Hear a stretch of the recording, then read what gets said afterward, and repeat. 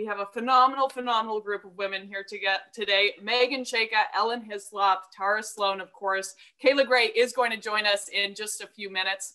But honestly, I feel like it's a little bit awkward to do panel introduction. So I'm going to pull a fast one, and I'm going to ask you guys to give me your 30-second elevator pitch.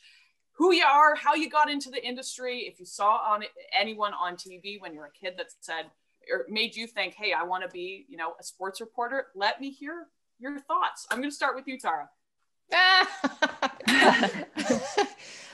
Okay, well, my name is Tara Sloan. I am the co-host of Rogers Hometown Hockey and the host of Top of Her Game at Sportsnet. I guess I would say that my path has been a rather unconventional one. I did not go to school for this. It was never my intention to be a sports broadcaster. I came at it in kind of a unique way. I was a musician. I was a touring musician in a band called Joy Drop for quite a long time. And TV just sort of came calling, and I was very lucky. I made the leap to entertainment reporting, and then I hosted a morning show in Calgary. But I was a huge hockey fan. And so all the while when I was going through my broadcasting journey, I kept trying to angle myself towards sports. And so, without going into too much detail, I worked for breakfast television in Calgary, and hey, Kayla. And hey, Kayla. And yes, I just happened to be sort of right place, right time, good intention. And I kind of knocked on some doors and made my voice heard, and ended up with a job at Sportsnet, co-hosting Hometown Hockey with Ron McLean. So it was a bit twisty turny, and I feel very fortunate to be where I am today. I feel very fortunate for you because I'm a kid from Calgary. So I remember you on breakfast television.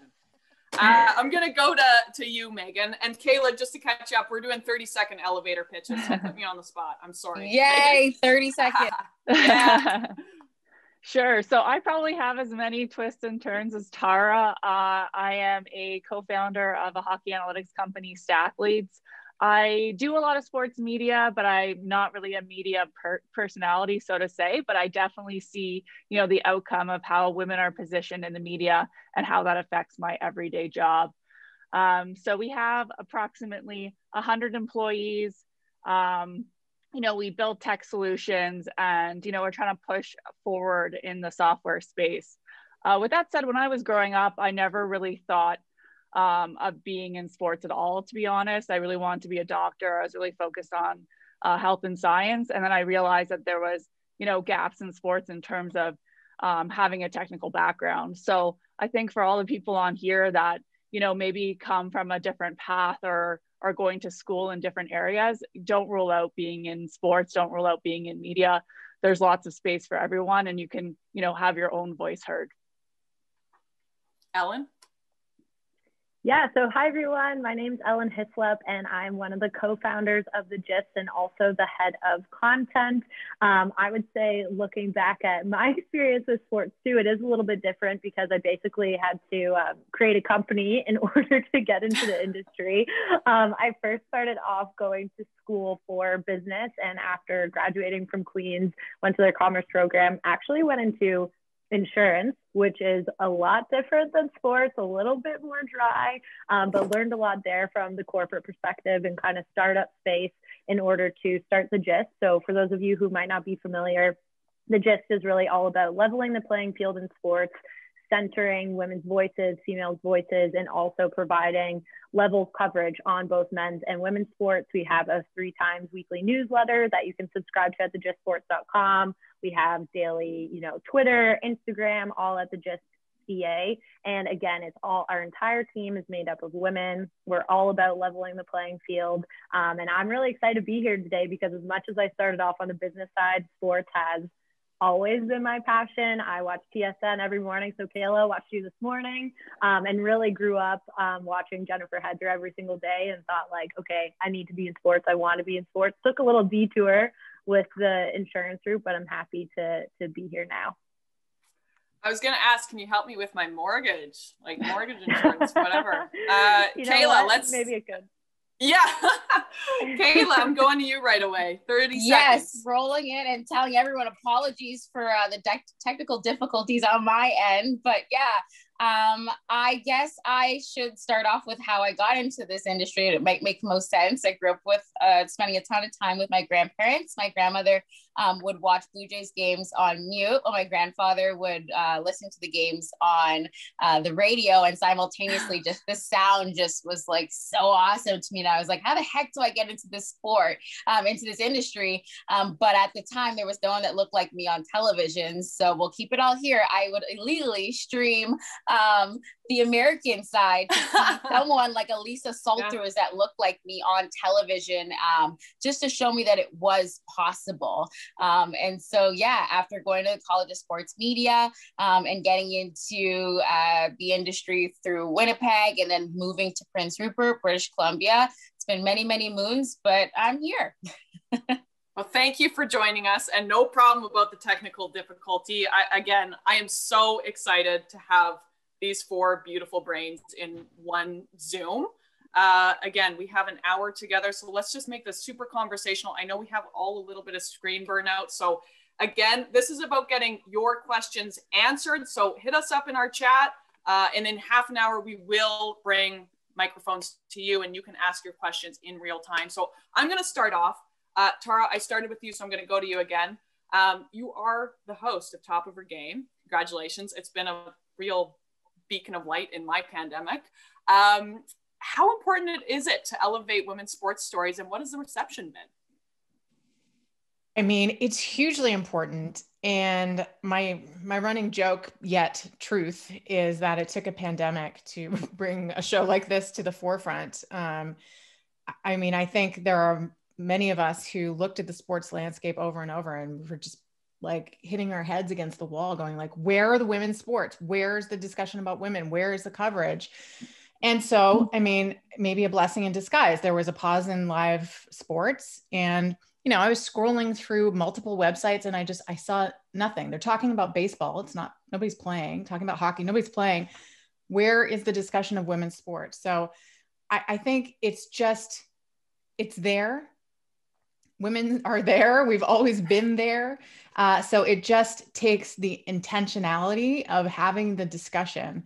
And it was meant to be like a 6 to 8 week project. And now I think we've just done our 36th, Wow. you know, it's not stopping. And I think that's because we see the zeitgeist has shifted. There's an awareness that these things are here to stay.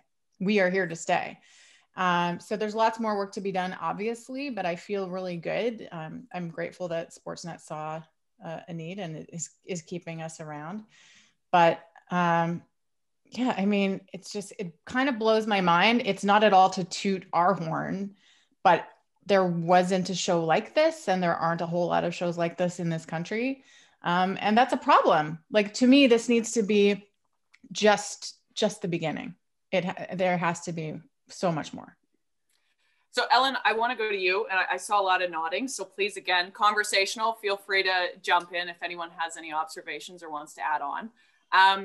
But Ellen, you of course created the Gist. So what did that process look like? Is the onus on women to tell female sports stories as well? Good question. I don't think it's just on women to tell female sports stories. And I don't think that, I don't know, even when we look at gender and even that being a construct, I think that sports are sports, and, you know, journalists are journalists, and that we can all appreciate and cover the athleticism from anyone that we're seeing on screens. And we should be fans and support whomever we're seeing. But there definitely is, you know, a gender gap in the sports industry. With respect to the Gist, and why we started it, is that we saw from working on the corporate side of things just how much sports are a social currency in our society. I mean, they really do unite people regardless of age, gender, race, religion, what have you. And I think that's why all of us on this panel, but probably everyone who's listening, loves sports so much, is because they are something that ultimately unites people. But what we also saw from our experience was that so often being a woman either meant that you weren't automatically involved in the conversations. I can't tell you how many times I was left out of the office pools at work unless I said, hey, I want to be a part of this NFL pool. You just felt like there wasn't necessarily a community for you. And what we started recognizing is that it wasn't just myself and my co-founders who were feeling this way. It was really anyone who felt like they were an underserved sports fan. So anyone who wasn't necessarily an avid male sports fan. So it was really including anyone who wasn't that person. And so we thought, okay, is there a way that we can solve this problem? And we really just came up with the idea one night, having some takeout and white wine between the three of us and chatting about sports, and came up with the idea and said, you know what, let's see how this goes. We side hustled it for about a year and a half, and then we're lucky enough to get into a program with the DMZ, which is based out of Ryerson, which is the #1 university-based incubator in the world, as well as Facebook through this Facebook journalism project. And we received about $150,000 of non-dilutive funding, which is a really big deal in the startup space, as I'm sure Meghan can attest to as well. And so when we got into that program, we said, okay, we're quitting and we're making this a full-time thing. So we all quit kind of our financial services jobs and decided to go into the GIST full-time. And now we have about 9 full-time employees. We have a team of 20 people who are part-time. Everyone is women. And again, we're all really about like changing what the sports landscape looks like, and just seeing some progress on that side of things and providing people with an alternative.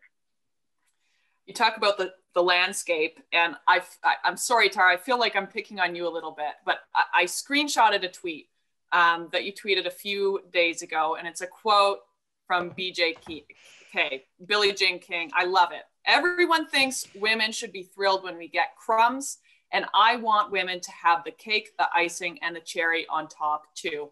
How close are we to that vision? I'll start with Tara, Meghan, and then Kayla. We have moments. You know, like I wrote that in relation to the PWHPA Dream Gap Tour that was broadcast on the NHL Network and on Sportsnet and NBCSN. I think it looked beautiful. It was broadcast well. It looked like it was supposed to look, and it was the treatment that we need to have. And so for that night, we had the cake, but the cake was taken away. I mean, we are still nibbling on the crumbs.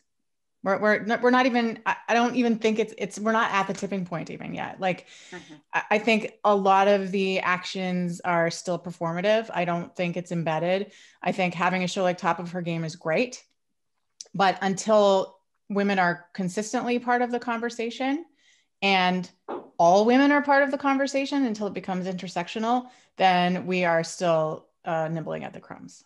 Yeah. Meghan, and then Kayla, please. I'd love to hear your thoughts. Yeah, and I think that intersectionality piece of it is really important, because I feel like sometimes, you know, as a white woman, I'm just thrown in as that diversity, and one white woman on a panel or on a show is not diversity whatsoever, right? So I think it's about being honest about that conversation. And as well, are the women getting paid?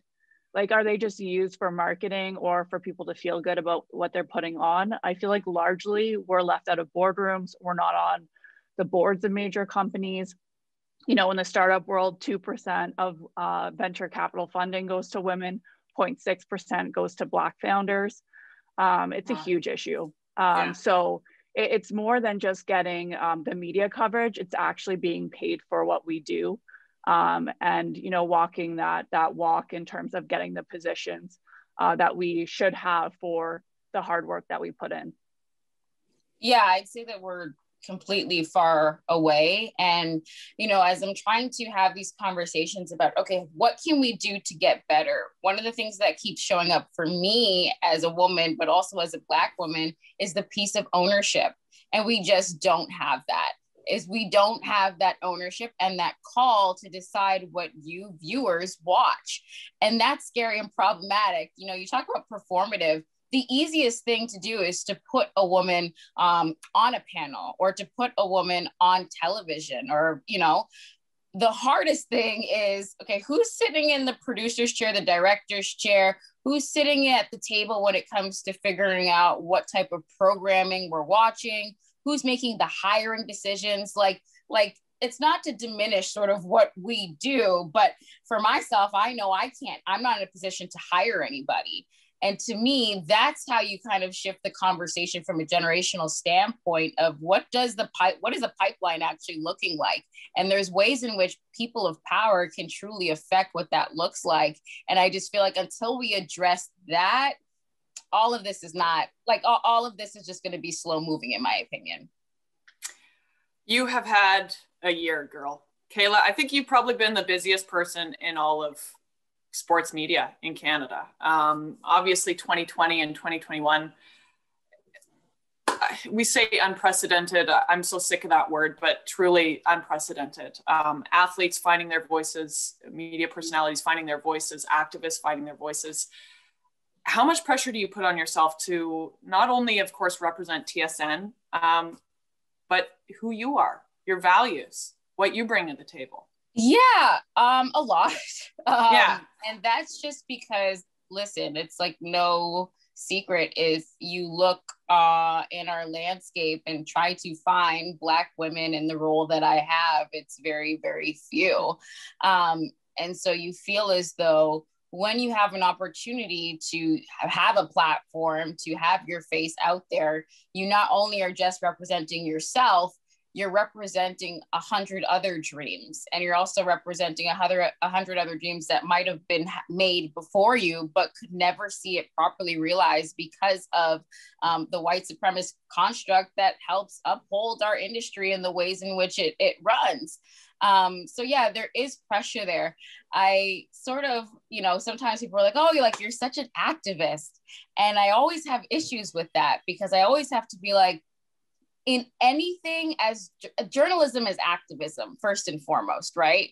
So the minute someone decides what their lineup looks like, what stories you listen to, what stories we do tell versus what we don't tell, in my opinion, that's activism.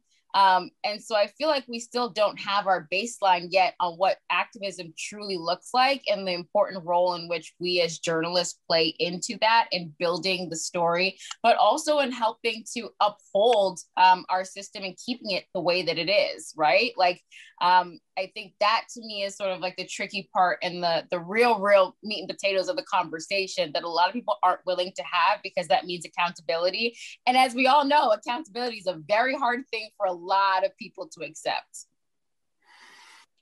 It is. We've gotten a ton of questions for you. Let me just read a lot of questions around your role, of course, with SportsCenter, if that was your dream job, how that's going. Thoughts there. Yeah, I think, I love what I do. Working at SportsCenter, but it was like a bittersweet moment for me making my debut in 2018 and becoming the first Black woman to host a flagship highlight show. When I made my debut, I remember all the great positive things from like friends and family, but I also remember the N-word being hurled at me on multiple occasions. And just sort of being like, oh, that's what it's like. And you kind of already have that idea because you figure, well, we've gone so long without a Black anchor, so certain audiences might feel empowered or comfortable. And that to me is one of the things I try to bring up is who are we making feel comfortable? So I'm sure Ellen can speak to this in terms of who are those in our comment sections that keep on coming back with the same BS, right? And at some point, there are people who are consistent haters, let's say. But then at some point, we also have to take responsibility in asking ourselves, what are we doing that are making these people feel comfortable and continuously coming back with this hate, these sexist comments, these racist comments? Is it in the ways that we continue to uphold certain cultures? Is it in the way that we don't check people on site when they take things left? What can we do in order to curb that and make it feel more unsafe for people like that to keep showing up, to discourage women, to discourage people of color, to discourage those in the LGBTQ plus community? Like, what are we doing that are making these people feel safe? Mm-hmm. I want to go there. I mean, we're all very active on social media. How do you deal with the haters? Let's start with Meghan, then Tara and Ellen. Yeah, and I think that goes to social media in general. I mean, I put the onus on some of these tech founders. They know the power of what they're creating, and they know that this is, it sometimes accelerates the negativity far more than the positivity. And that's a huge issue, especially when, women in sports, women in media are very targeted. For me, I actually just have to block it all out. I don't have my notifications on for anyone. you know, once in a while, if I read comments on like The Athletic or different articles where I'm mentioned in, it's really sickening of what people say and think of me versus like the reality. You know, there's some gray in every story, and obviously there's good and bad, but essentially to be targeted like that, you do not see that ever in, you know, men's executive positions. There's a lot more, you know, proactive questions of how are you going to, you know, do well, or how are you going to change things, where women typically get a lot more of the sort of reactionary questions. So if there's an issue, you know, you'll always be questioned. So I think it's to media too, to reframe how we position women and what types of questions we ask them. And then on social media, how they can, you know, police some of this, because it's getting to the point where it's uncomfortable and unsafe for many people. Tara, I see you nodding. Well, I mean, I think probably like all of my colleagues here, I mean, the last year in particular has been very interesting. I've had some doozies in terms of altercations, literal altercations. And I have also been more outspoken, and, you know, I'm fortunate and privileged in that I'm 47 years old and in a position to use my platform in a way without fear of, well, in theory, without fear of too many repercussions. I think, you know, I've been empowered to speak my mind.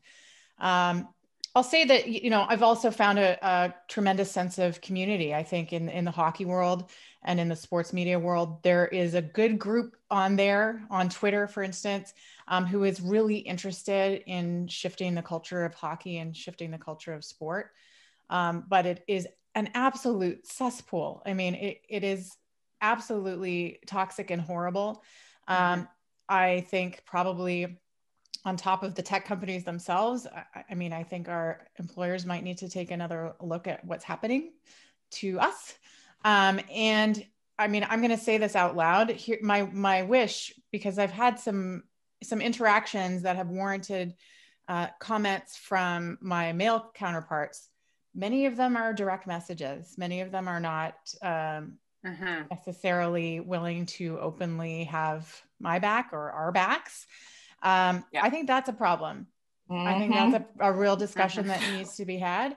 I'll say that I found an exception to this when Hockey Night in Canada Punjabi's Amrit Gill had some pretty significant trouble online a couple of weeks ago, and her colleagues did speak out on her behalf, and it was really amazing.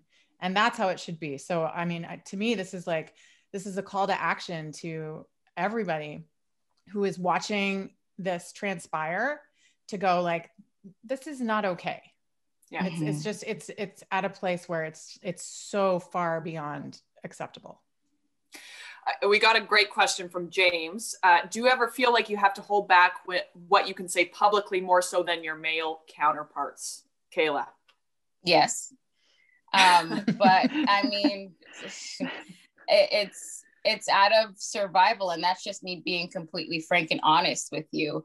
I don't feel as though when you are a person of color, I think a lot of us have felt empowered in a sense to speak up, but it wasn't necessarily through, say, employers. It was looking at our peers and being like, if you go for it and you tell your truth, we've got you by telling ours.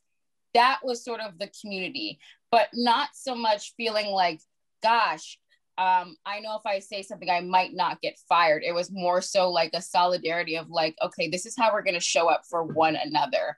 And then it kind of blossomed into that. Now, you know, thankfully I have had support from the work front, but always feeling like you have to tailor, always feeling like you have to be mindful or careful of other people's feelings, because when we speak out about very important issues, I know you ladies probably find that it's hilarious that they call it political.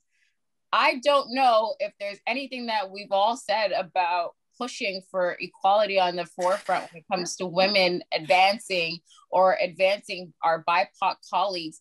There is nothing really political about that. That is like just human rights and decency. And so I think that that's the tough part.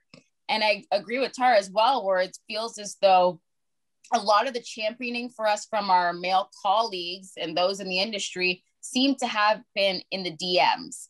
And how powerful might it be if someone with, say, you know, X amount of followers, far more reach than I, but who is very solidified in their career? We know plenty of people like that who are not going to be shaken if they speak out. How amazing would that be if you're like, listen, I see y'all and here's what I stand for, and we're just not going to tolerate it on this front anymore. I think that those might feel as though their words might get lost in it, or their words do not matter. But at this point, it's just like, no, we also need you a part of this fight too. We need you to check your peers. We need you to check your peers. Absolutely. Ellen, I mean, everyone's nodding. So do we want to continue on this conversation? I got more questions, whatever you guys are feeling. I'm going to ask another question then. Sorry. Certainly, yeah, the DMs, that's frustrating. Meghan, I'm going to go to you. You're obviously a woman in sport, but you're also a woman in tech, which is also completely male dominated. So how has gender been a barrier in your journey? I think it's difficult, and it gets back to funding, right? You know, you don't see the cream of the crop, what they went through or what privileges they had to get there, essentially. Not everyone's on an equal foot. Not everyone gets the same amount of resources and capital. And like I said, it's very clear in terms of like the amount of like slimness that anyone outside of, you know, white males get in the tech industry. So it's definitely been a challenge. And when there's more money on the table, people aren't nicer. You know, there's a lot more aggressive people too in tech. So I've tried to take some of those learned experiences into sports with how to navigate some of the disappointments and how to, you know, succeed through shared values and finding people that, you know, can be allies and that do buy into there's a place for everyone in industries, and that, you know, it shouldn't be a limiting factor in terms of making a good career. So I've tried to, you know, borrow good hot spots from both elements, but yeah, it's certainly not just a sports problem. No. Ellen, so we talked about the pipeline of hiring and whatnot. You actually are in a position to hire. So do you have any tips, tricks for people trying to break into the industry? Because you must see 1,000,001 resumes. And what are the non-starters? What are red flags that you see often? Yeah, there's definitely a few tips and tricks that I would say in applying to the GIST. Again, I can't say specifically from my experience in terms of breaking into the industry, because that really was with the GIST at the same time. But there are a few things that I would say we definitely look for young people coming in that I could say are just low-hanging fruit that need to be tightened up. Even simple things like, for at least the positions that we're hiring for, it might be different from a talent perspective, but please do not add your photo to your resume. Do not care about that. Please PDF your resume. When you are emailing people, make sure your grammar is there, your spelling is right, everything's nice and tight. If you're emailing, you know, in answers to questions that we've asked you, make sure that each of those questions are only 4 or 5 sentences long. Truly give us the gist of what's going on. For entering the sports industry, everyone knows you're passionate about sports. Everyone knows if you're applying to the GIST, you want to level the playing field in sports and you want to support women in sports. Tell me outside of that, what is unique about you and what you're going to bring to the table to be an asset to the GIST, and not only a culture fit, but, you know, a culture add.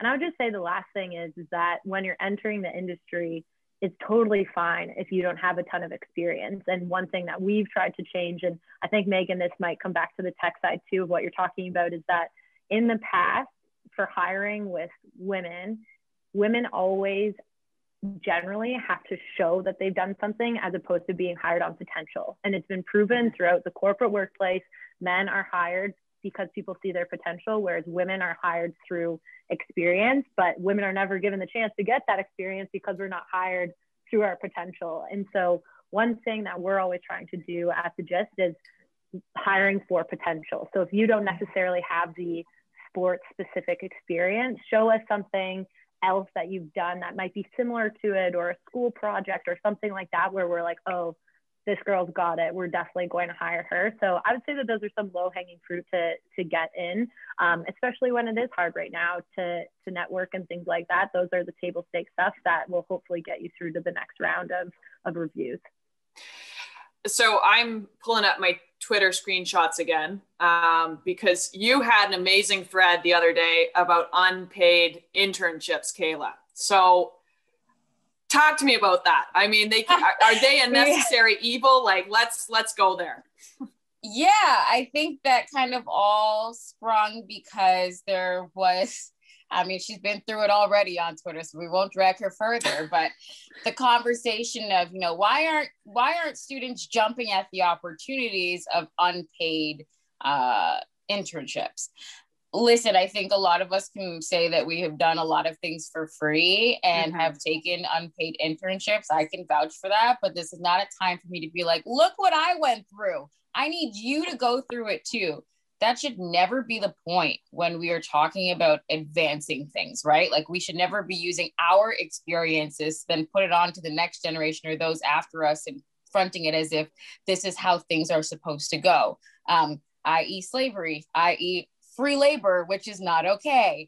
And so I think my thing with unpaid internships is, when you look at history, unpaid internships seem to award those with privilege as opposed to those with merit and hard work, right? So those that can afford to, say, have 6 months where they have support, which is absolutely fine, from, say, their family, that can help them out from a financial standpoint so that they can excel in their internship, kind of get the leg up when it comes to applying for entry-level jobs in our industry. Whereas those who are struggling to make ends meet can't take that opportunity because they have to pay to survive, or they cannot balance 2 internships while also working their full-time job, and they miss out. Like I was saying, I'm just not prepared to say that, you know, me getting in this industry is a testament of me wanting it more than someone else who was not from a position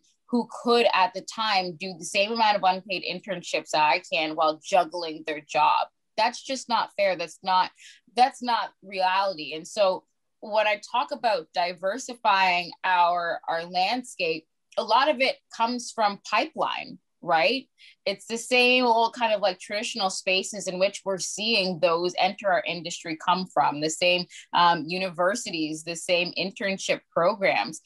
It's still falling into and under the umbrella of who you know, right? Who do you know at Ryerson? Who do you know at College of Sports Media, the place where I went, right?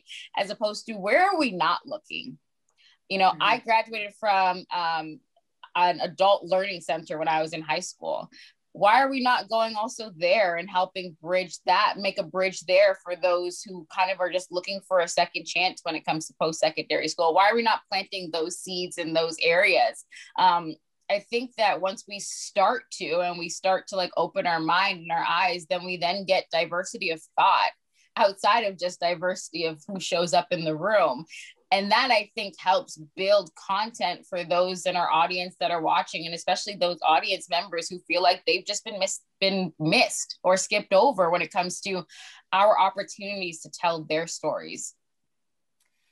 Absolutely. I mean, I obviously was an athlete once upon a time. And so I didn't get a 9 to 5, I don't know, 4 years ago. I'm like finally an adult. But, you know, talking about unpaid internships and not talking about money too. I grew up in a household where you didn't talk about money. And now I'm like, I'm going to share. If I'm doing a speech, if I'm doing an appearance, I need to tell you, oh, you know, I got X amount of dollars, because if you don't, everyone's kind of left in the dark. So absolutely creating that dialogue. We got one more question for everyone, and then we're going to open it up. What is one piece of advice that you learned on the job that school did not teach it? Tara, I'll start with you. Sorry, I keep picking on you. Like, I'm sorry. Being the first is hard. Well, I didn't go to school, so I guess not for this. So, I mean, anything I've learned on the job. I mean, I think the first thing that comes to mind, there's so much, right? I mean, you have to be constantly learning. And to me, this is, I mean, aside from any, I don't know, like desire for leveling the playing field and social justice and all the things that I believe deeply in my heart, I would just say that I think the thing that keeps me afloat is curiosity. And I think unless you have insatiable curiosity, I'm probably not in the right place, because I think that's the only way that you're going to keep open and keep on learning and keep on unlearning. And then also as a journalist or member of the media, I mean, that informs your storytelling. But I think it all speaks to just remaining open. You have to just keep on leaving no stone unturned. Meghan? I guess for me, it would be how much sales and negotiations are really important day to day, whether it's even just selling, teammates or people you're working with on an idea, to keep honing that skill and being someone that can take criticism and turn something good into it and keep rolling with it and bring that positivity. So I think it's a lot about both mindset and also some of those like soft skills that in the technical degrees or even in business aren't really taught that much. So I think everyone wants to work with people they enjoy seeing in the office. So, don't kind of underestimate your presence and the type of unique person that you are, because I think that brings a lot to the table. Absolutely. Ellen, and then we'll end with Kayla. Yeah, I mean, again, there's a lot of things having gone to a more classic, I guess, business undergrad and then kind of coming more into the media side of things. I think one of the biggest things that we were taught, at least, is that you kind of choose your lane and you stay within it. So if you choose marketing, if you choose accounting, that's specifically what you're doing. And I feel like similar to what Meghan just said, that's just not the case. There's so many other opportunities. For example, one of our key writers is an actuary. She is so smart. She's a brainiac at math, and she's writing for us 3 times a week on the gist side of things. But it doesn't mean that you can't do both, or that you could be creative and have all of these soft skills and really great writing skills, but at the same time be amazing at math and be an actuary during the day. So I think keeping your options open is definitely something coming out of school that I wish that I had kept more in mind. I think early on, school could have never taught me how to navigate our landscape as a Black woman. That was something I had to learn real quick. But I think most recently what I learned was it's going to sound so corny, but to live your damn life. And why I say that is because it adds context to whatever you're talking about. And I think it has helped to enrich the sort of stories that I chase, and the things that I talk about. Listen, it's been an incredibly exhausting year, and I'm sure my colleagues up here would agree, the amount of fatigue that comes with the social media upkeep of those that are checking in and you have to respond, or those that, you need to check on social media, and those that you want to advocate for. And it's like, where do you get that time for yourself? And so as much as I've used this time to really use my platform, what I've lost was, moments with my son, and moments just sort of going for walks and just being still and like getting out there and living life, which I think in turn for me, when you talk to certain athletes, sometimes the X and O's of the games is not what they want to talk about. They want to talk about other things too. They want to talk about issues that are important to them, especially, with my proximity to the NBA. A lot of them are huge advocates about what a profile looks like when it comes to their finances, and inspiring the next generation in the conversations of ownership, in the conversations of investment, and how to kind of level the playing field that way. Those conversations do not come if I'm asking, say, as Stanley Johnson about how much, about the points that he scored in a game last night, right? It comes from the general interest. So I think the one thing I would say, as much as, these schools say, work hard and be incredibly prepared, which you should obviously be incredibly prepared, there's more ways in which you can prepare yourself. And that simply is by living. Absolutely. We're going to it's open mic night now. First question is from DJ. And I won't go to you first, Tara, because I've picked on you all day, but let's start with Ellen.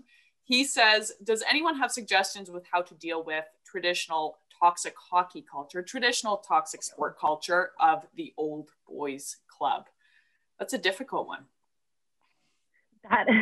that is why we created the Gist. No, honestly, we've talked a lot about hockey culture recently on our podcast and just sports culture in general. And I think so much of it does have to come back to what Kayla was kind of saying beforehand as to who is at the top and kind of running the show and looking at these types of things from the C-suite level, presidential level, VP, and what have you. I think that as a young person coming into the industry, we sometimes think, oh my gosh, we have to learn so much from our peers above us. We have to kind of conform into what they're asking for. But I think we need to start thinking about how we are value add to them, and what our value proposition is to them is that we know our audience and we know what people are caring about. So coming into the sports industry and knowing that you're not a fan of the white classic hockey culture, what are you going to do that you know will still be beneficial to your company at the end of the day, either, you know, views, impressions, what have you, whatever you're talking about,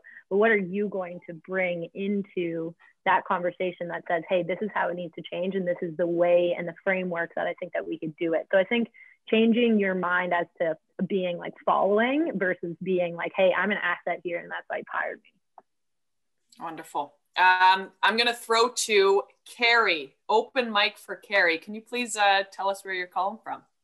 Hi, Anastasia. Thank you, everyone, for doing this. I'm Carrie. I'm calling from Montreal. So for those of you who know me, I work on the other side where we work to promote athlete stories as a PR person. I worked with our women's national soccer team for many years. Of course. So my question is, what needs to be done in the industry to help tell women's stories?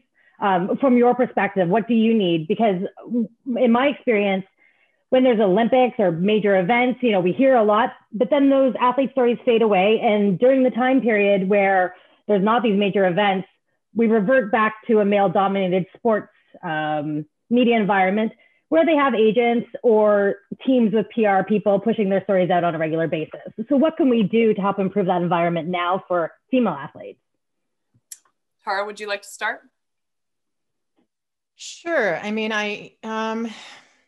yeah, it's a tough one because you're right. It's, you know, you get the emails from the agents. And I mean, at this point, you know, I think anybody who's doing due diligence, so the onus is on us who are doing the storytelling to do due diligence and make sure that we are looking everywhere. And it's part of the insatiable curiosity and leaving no stone unturned. I know at this point, I'm taking suggestions from anyone, everyone, everywhere. I'm looking on my LinkedIn, I'm looking on my Instagram. So, I mean, I think the more that we are all starting to amplify these in whatever way possible, I think that's the way to get them. But I think don't hesitate. You know, I would say that if you want to send an email with a pitch, do it. I think there's, you know, a lot of people are afraid of reaching out. All of us are accessible in so many different ways. All of the producers, you know, just look at how the emails are centered. You can probably figure out somebody's personal email through their workplace. Send emails, pitch it. And it's the same if you want advice. And it's the same advice I would give to journalism students too. It's like, if you have some questions, if you need something, ask. So I think we just have to help build it a little bit more from the ground up if it's not going to happen from the top down. Great question. Meghan and then Kayla, please. Sure. And I also think it's about the types of stories that are typically told about women. I see a lot of, you know, my charity work or outreach be covered. And anytime that I win a business award or do other things that would be seen as a more male-dominated, male-driven, I rarely see that covered.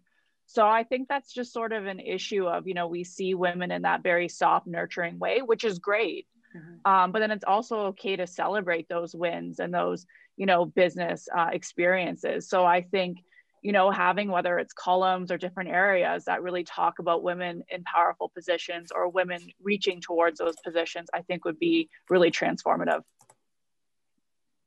Yeah, and I think along the lines of like us continuously searching for the stories, that search has to continue 365. You know, I always joke, Black History Month, ladies, I was booked and busy. Yeah. I'm sure everybody's this month is going to be booked and busy. But the problem is we're not just usable for these months. Our talent stretch far further than 28 or 38 or 31 days.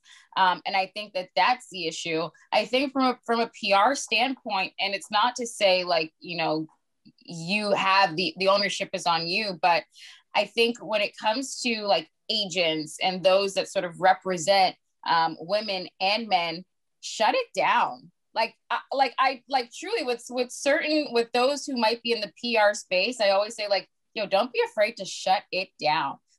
Because at the end of the day, like us media people, I love us, but sometimes we are not, we're not discreet in our intention, right? So we're very blatant with it. If we want to go for, say, Steve Nash, Olympics days, Steve Nash, like we will just blatantly ask for it, right? But there have been so many other people in PR that I've kind of had great run-ins with where they're like, yo, if you want to talk to Nash, you also got to talk to, like, you're not talking to Nash until you talk or cover this story. And it's not to say that the onus is on them, because that is a shame on me that I'm not covering the full picture. But I also say, like, do not be afraid to shut it down if we as media are not coming correct. Can I add one more thing to that? Yeah, too? yeah, there are no rules here. Well, no, but I want to give people a lot of space. But I think I'm on the same kind of, by the same token, you know, a lot of these PR firms who may be targeting one particular high profile athlete, they have other athletes. So yes, under their umbrella. So, you know, I think it's a matter of us asking who else you got? Yeah, 100%. I'm going to throw the mic to Braden. Please tell us where you're calling from, Braden. Hey, can you guys hear me? Perfectly. So I'm calling from Cape Breton, Nova Scotia. And my question for everybody is, what was your biggest moment of realization of making it into the sports journalism or sports media field? And what would be the best advice you could give somebody entering their first year of journalism next year? Ellen, you want to start with that one? I mean, I just saw you in Forbes, so that might be a good starting point. Yeah, that was cool. Yes, any kind of PR recognition that way is nice. I mean, to be honest, I think for us and with the GIST, it was when people started taking notice a little bit more, and yes, getting that recognition from Forbes or Toronto Star, Globe and Mail, or even the first time that I was called to go on a radio show as an analyst, or called to go on CTV National News and break news first initially about women's sports, because of course they're, you know, asking women, you're a woman, you're going to go on and talk about Haley Wickenheiser getting inducted to Hockey Hall of Fame. That was the first kind of live hit that I personally did on TV with no training. And that was amazing and a moment of realization for me. But now I'm also getting called to talk about the NFL and the Super Bowl. And that's kind of the evolution that's gone on, is that they're not just coming to the GIST and to us for women's sports. They're coming to us for everything that runs the gamut. And I think that that's really cool. I think, you know, getting into journalism and your kind of career, I think a big thing that has been beneficial to us is really finding our voice and finding what we care about within sports and what's different than everybody else, but also adjusting your voice as you learn more from your audience. And as your audience gets bigger, the way that we first started the GIST, I look back and I'm like, ooh, I can't believe we even sent out that newsletter, versus now. And I'm looking at the way that we communicate and we conduct ourselves and the way that our team has grown. It's totally different. So understanding your voice, but learning how to massage it along the way and get better along the way with feedback from your audience is something that's super key. Meghan, I'll go to you, and then Kayla, Tara, please. I think for me, I never really had a breakthrough. And I think that's a really good lesson for students, is that, you know, you always say to yourself, oh, if I just get $1 million in revenue or these clients, I'll be happy and my company will be doing well. And, you know, there's a lot of pressure in tech to continuously scale. So I think I look back to like when we started our company and we were like 3 people, and those are some of the funnest times. So I think really enjoy the journey, you know, enjoy your school, have a great time. You know, if you put in the work and you're a good person and you build your skills, you'll have all sorts of opportunities. You know, there's no point in rushing your career.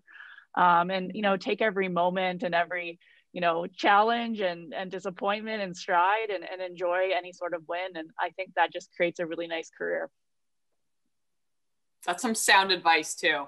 You never really break in. Kayla? Yeah, I agree. I feel like for me, the finish line is constantly always moving.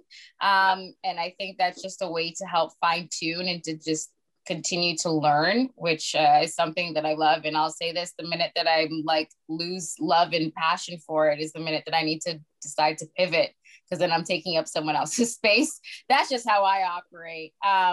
But Brayden, I will tell you, and some try to hesitate at this point to say it, but there's going to be rooms that you walk into when you enter this industry where you're actually going to be the smartest person in it. And I say that because as an industry, I think we're all in this space where and I don't believe that it's dying, but we call it dying for a particular audience though, right? So what is a TV landscape going to look like years from now, I think is a massive question. What is the digital space going to look for is a massive question, which kind of lucky for you, we're still answering that. And I think why I say that is it's to keep it 100% real, because I think that we also have to be very honest with those entering this space. It is not freaking easy. And it's not at what it used to be. But at the same time, what it is your oyster, because you have all this knowledge and tools about, I always joke about the tickety talks, but the TikToks, the ways in which you can kind of put out information that way, Instagram, the ways that you can use social media. You have this sense of pulse right now of how people are digesting their content that a lot of people, the older people in the room, might be trying to figure it out. I'm not even that old and I'm still like, explain to me this. TikTok. What is NBA Top Shot? Put me on. Like, what is going on? But I say that to say there's so much information that is at your fingertips right now that you can capitalize on just by being you and showing up as you. And so, people are like, oh, like, how do I start? Where I'm like, it does not have to be traditional. You can literally start on whatever platform you've kind of fostered, and like that audience base is. We're seeing now with the numbers on Instagram, kind of people that have cultivated their own community. That is all possible. And it also can be something that you monetize as well, which I know a lot of us want to be in this space, but a lot of us also want to get paid. Okay, let's also keep it real. So if that is what we're trying to marry, the two passions and kind of the two goals, then I think there is value in sort of researching the space that you're in and kind of surveying what you already are familiar with. Tara? Well, I think all of my colleagues here have made incredible points. So I don't think I have too much to add other than success means different things to different people. I mean, I've had a lot of aha moments, and I mean, we haven't even talked about imposter syndrome where, I look beside Ron McLean and I'm like, what am I doing here? A lot of moments where I'm like, I don't believe I belong here. And that's its own set of issues, I think, in terms of support. But I mean, for me, like Meghan and everybody has said, the needle keeps moving, right? Like what does success mean? And right now success means something different to me at this age than it might have 10 years ago. For me, I'm more gratified when I do an interview in which I create a safe space for somebody to speak their truth than I do sitting beside Wayne Gretzky. That's neat. But that is not something that I think is going to be maybe of benefit to all beings. And so my motivation now is different. That sounds very lofty. But I mean, like, I feel like an authentic exchange to me means so much more than anything else. And that'll keep moving. So, I think you can't measure success in one particular way. I love that. One of my favorite quotes actually is, success does not bring happiness. Happiness brings success. If you are happy, you will be successful. It's a bit corny, but it's the truth. So truth bomb. Listen, I'm very cognizant of time. We have about 2.5 minutes. So this is going to be rapid round. We're going to finish with Aiden. He asks, what is your favorite memory of your career? Can I get an answer in like 15 seconds? Let's start. Meghan, Ellen, Kayla, Tara. Yeah, I guess it was winning our first big business pitch, and it was actually in Kentucky. So we didn't even win in Canada. We won as a hockey company in Louisville, Kentucky. And yeah, it was just the pure fun of it, right? And I think when we're all talking, you don't want to have this burnout culture, especially with women that are juggling families and friends and everything else, being the caretaker. you want to take care of yourself and enjoy every moment. So that was one of my first ones of starting our company. Ellen? Yeah, I would say there's two. So the first time we got paid, as like with the gist, that was amazing. I was like, people are paying us for this. This is awesome. But the first time was really like when we got accepted into that program that I was telling you guys about beforehand, that DMZ and Facebook program. It was the Friday, I think before the Easter long weekend. It was at 4:30 p.m. I saw the email come through. I'm sitting at the desktop doing insurance stuff, you know, underwriting, and getting that email saying that we got in was just like, oh my gosh, my life is about to change and our world is about to change. And that was just honestly one of the best moments of my life, just, you know, saying I'm quitting my job and we're doing this full time. Kayla? It's sort of like a weird period. So I left to cover the Amazing Race Canada. So I got to travel our country, go to places like Yellowknife and kind of be reemerged in different cultures and communities that I don't necessarily have that much of a touch point with, being based in Toronto. And I mean, specifically our Indigenous brothers and sisters who, you know, we still have to continue to advocate for. And then the period of coming from that and hopping on a plane right to cover the Raptors championship run, and kind of being back in my community and being on the championship parade bus and seeing people I went to West Scarborough Boys and Girls Club with. It was a cool, weird sort of like full circle period of time, and I'll never forget that. Tara, final thoughts? Final thoughts. Well, I'll just say the mucklucks behind me are from a stop we did on Enoch Cree Nation, which is just outside of Edmonton. It's the first time that Rogers Hometown Hockey was hosted on a First Nation and by a First Nation. It was also the first time that we did a simulcast with APTN in Plains Cree. So for me, by far the most profound moment of my career was actually watching a group of people, including the Treaty 6 Grand Chief at the time, Wilton Littlechild, watch Montreal and Carolina called in Plains Cree, the language that they grew up with, and having tears run down their faces and in turn ours. It was unbelievable. I cannot believe this has already been an hour. I thank you guys so much. Meghan, Ellen, Kayla, Tara. Again, I know we all have screen burnout. Thank you to everyone that joined. The questions were amazing. It's so special to have all of you in one virtual Zoom. I can't wait till we can do this in real life. Hopefully we can do a 2.0. Yeah, miss you all, my friends. And I just really appreciate your insights. Thank you again. For all of our guests watching, we will be back at 1 p.m. for Music and Sports, hosted by TikTok sensation. What did you say? Tickety Talk? Elijah Balde. I need to learn how to do a few better TikToks. I'm struggling. Did you see his Hockey Night in Canada opening last week? Oh my God. He's amazing, is he not?